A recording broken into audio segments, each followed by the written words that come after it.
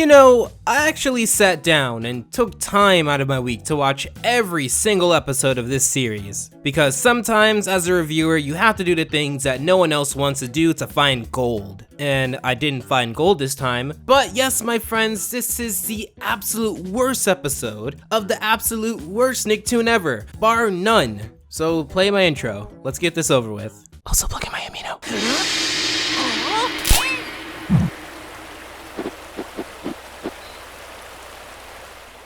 So it starts with Piper, the younger sister of the main character, Henry Danger, or Kid Danger as he's named in here, I don't know, taking a selfie with Shellfish. You probably already noticed a bad character design. I understand that a lot of the cartoons we see have their human characters in a pretty cartoony perspective, but there are a few shows that try to keep it as realistic as they can, and it looks much better than this garbage. The colors to everything look fine and all, but you would think for a wacky action show, going the sub, go animate route would make things look worse. Sure, it's cheaper, but what's cheapness to general integrity here? My car's on fire! Quick, call 911! I can't call anyone! I'm busy taking selfies. What are shelfies? They're selfies with shellfish. Then I'll just let my car burn while I get some juice. The show seems to fundamentally understand that doing the opposite of what people expect can lead into comedy. However, it fears making anything timeless. I imagine a situation went like this. They would ask, what do kids like? And the other one would say, oh, I don't know, darn daughter's on the phone all the time, taking photos of herself. And then he would respond, well, let's add in some randomness for the sake of randomness and match it with what kids like. No. And I hope I don't have to tell you why this doesn't work, but I feel like I'm gonna have to tell you why this doesn't work. Randomness isn't a surefire way to make something funny. In fact, if you just use randomness in your show all the time, with no general sense of a structure to your comedy, you're throwing crap at a wall and looking at what sticks. And considering Dan's creative juices have run out by now, not much sticks here. When I look at some of the classic duos, Tom and Jerry, Bugs Bunny and Daffy, Wile E. Coyote and Roadrunner, they're telling the same joke, just in an infinite amount of variations. Add to the fact that most of the stories were written better to not include the general trends of the youth at the time. And you can see why those shows, even half a century give or take, will still outlive and outlast the adventures of Kid Danger. Simply put, the show confuses randomness and variation. Variation at least implies that you're doing essentially the same type of jokes, just with a different setup here, or with other variables changed. But anyway, let's get to the weird and creepy stuff. Here comes the punch! Wait, your knee's hurting my... Thirst quenched! Voiced by Jerry Trainer, this Kool-Aid Man ripoff borrows from other shows as lore in an attempt to create a cinematic universe, when all it does is looks like it's leeching off of what worked before and trying to see if it can appeal to those who enjoyed Dan's older work. I may not be the biggest Marvel fan, but I feel like the general consensus with Endgame wasn't that it was ripping off what worked before and trying to appeal to its older successes. It was doing something completely new. Not only that, but I can't help but shake this creepy feeling of a living human with a jug head, forcing you to the ground so that he can essentially transfer the liquids in him to you through his mouth. And you know what? Some may say that I'm looking too deeply into this, but if you were to watch other episodes of Kid Danger, there is this general creepy level that I think any other cartoon wouldn't have, because they wouldn't even have gotten to this conclusion in the first place. Wahoo punch! Saving the day! In your mouth! And let me, oh! Hey! Hey, you! You're in my shot! Oh, I was just checking this light. Oh, well, was the light deep inside your nose?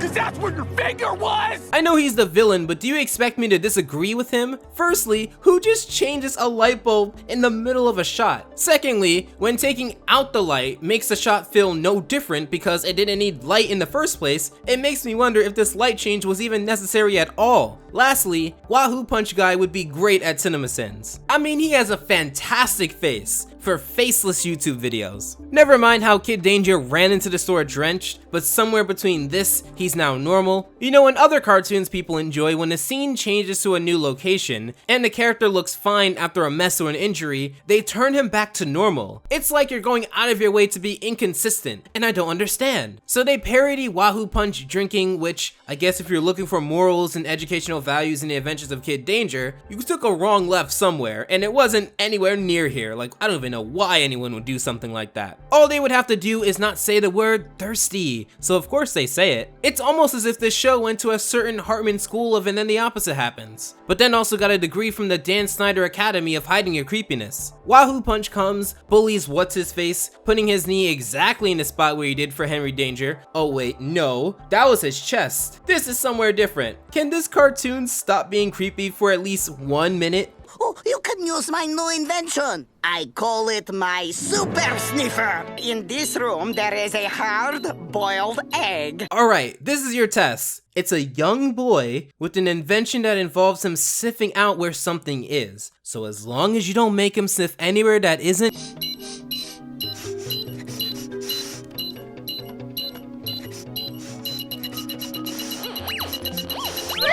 Of course! Like, why can't this show be normal? Why is what's-his-face, I mean I guess his name is called like Swaz or something, but I'm gonna call him Chris Hands' next target, why is he so happy about this? This is what I don't get about the show. You could've put the egg anywhere in the room. You could've put the egg anywhere else on his body. He even has 2 pockets on his shirt, but no, you have to put the child sniffing a grown man's behind. So they go out sniffing where the Wahoo Punch guy is, walking in the street because it's random, and tackling a guy who had an open bottle of Wahoo Punch in his bag because random. Wahoo Punch guy throws a sack of Wahoo Punch powder, then yells at the sack to hurry it up, as if it can move, and as if it would have taken more time to not throw it, and then to have to pick it up and climb with it. Again, it's just one of those episodes where there's very little redeeming about it, if anything. The main character's motivations are baseline. The antagonist's motivations are non-existent. However, the one clip they do show us in his previous life, he was entirely justified to be upset. The show is just generally creepy, but at the same time, poorly drawn overall, and I can't shake the fact that this was done better by another show that doesn't have the same level of inconsistency and creepiness surrounding it. Hey, the Wahoo Punch Bro!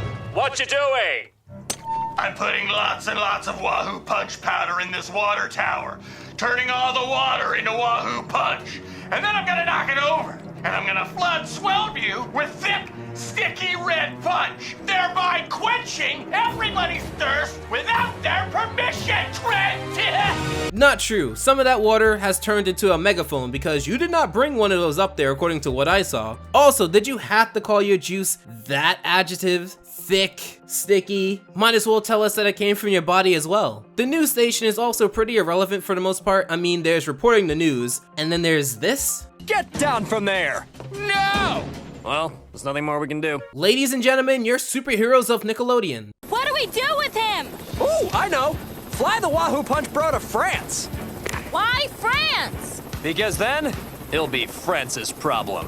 Well then, we're off to France. I'm looking at my script, I see paragraphs upon paragraphs of why this is wrong. Like, why did I write this much about France? Like, seriously. Alright, listen.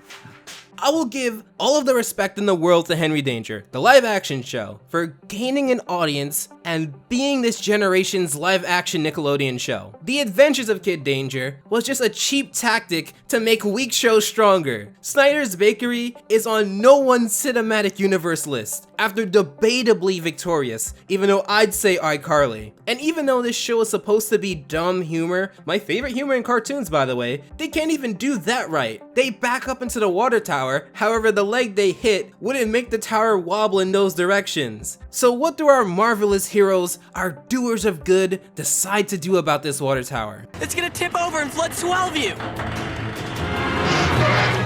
Or, it's gonna tip the other way and flood Neighborville.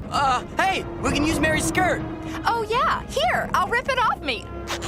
Like with the France thing, they just make it someone else's problem. Again, let's make it clear, they're not do-gooder superheroes. I was only asking those questions sarcastically. However, if you are to do the heroes aren't really good at their jobs, there should be at least a redeeming factor. One, just one, where you can watch them and understand that they're trying and that they're entertaining as they fail. They aren't trying. As I've shown earlier, they aren't entertaining. They're as entertaining as a dumpster fire. No, scratch that. A photo of a dumpster fire. Probably if this is your first time watching a really bad cartoon go down, it's fascinating to see how much money went down the drain to tarnish Nickelodeon's legacy, you know, a tiny bit. But seeing as this isn't my first rodeo look at Fairly Odd Parents Season 10, it's just sad. I know there are fans out there, and people who actually spent hours upon hours animating this. And there are inklings of decent episodes I found in Kin Danger, surprisingly. This is not one of them. It even ends with the fluid basically not following any physics and killing an entire town, because